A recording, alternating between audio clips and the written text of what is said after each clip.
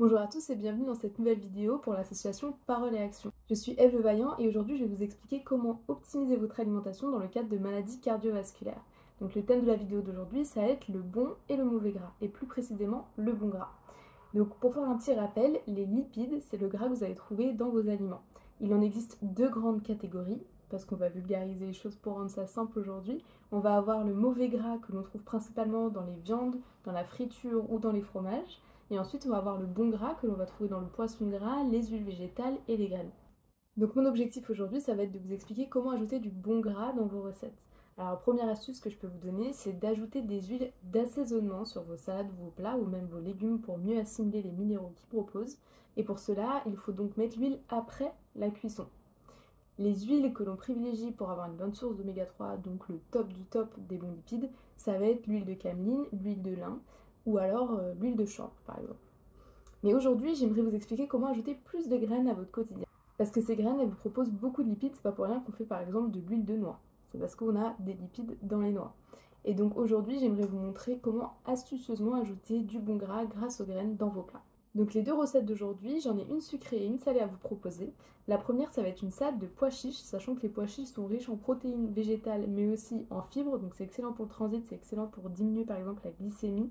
Donc dans l'ensemble, c'est hyper bon pour vos repas.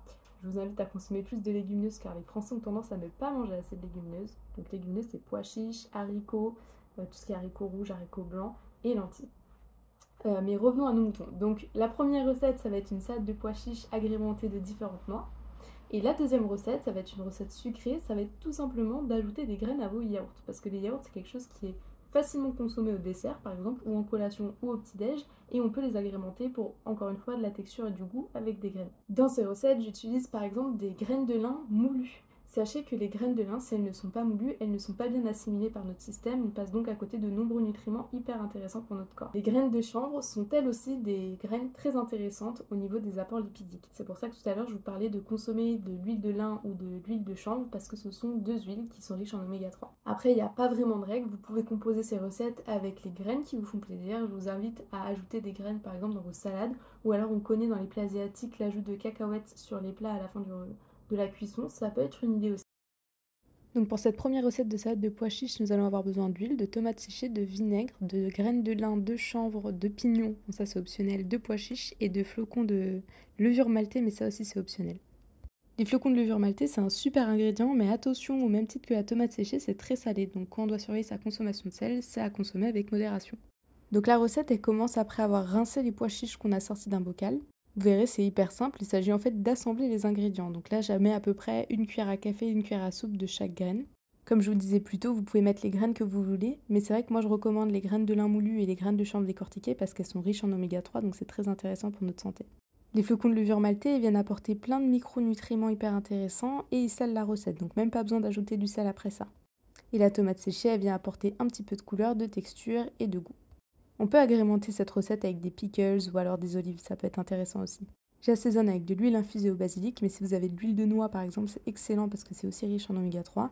Et là, je mets un petit peu de vinaigre balsamique. Attention, le vinaigre balsamique, c'est aussi très sucré, à surveiller quand on doit consommer sa consommation de sucre. Une fois que c'est mélangé, c'est déjà prêt à consommer. Et là, on part sur notre deuxième recette, la recette du yaourt sucré aux noix. Pour sucrer naturellement la recette, j'utilise des fruits rouges surgelés. C'est pratique parce qu'on peut en avoir toute l'année, ils apportent de la couleur et des antioxydants. Et pour les yaourts, ceux qui ont du mal à digérer le lactose, je vous recommande les yaourts de brebis parce qu'ils sont plus allégés en lactose, donc plus digestes pour vous. Bon, ensuite, pas de secret, on n'a plus qu'à assembler notre recette. Ici, j'ai mis des noix de pécan. J'ai réutilisé mes graines de chanvre décortiquées, ainsi que les graines de lin moulu. Enfin, on n'a plus qu'à ajouter nos fruits rouges surgelés, qu'on aura auparavant laissé reposer à l'air ambiant pour pas qu'ils restent trop durs à cause de la congélation. Bon, après, personnellement, moi je les mange surgelés parce que j'aime bien ça, ça me fait penser à du sorbet, mais bon, les goûts et les couleurs, ça se discute pas. Et après, on n'a plus qu'à mélanger. Et c'est prêt en fait, tout simplement. Si on veut une plus jolie présentation, on peut faire ça couche par couche dans des verrines, mais après, c'est vrai qu'au quotidien, un simple bol et tout mélangé, ça marche aussi très bien. Comme quoi, il n'y a vraiment pas besoin de savoir cuisiner pour bien manger. Si vous avez des questions sur la nutrition, vous pouvez vous procurer ce livre auprès de l'association.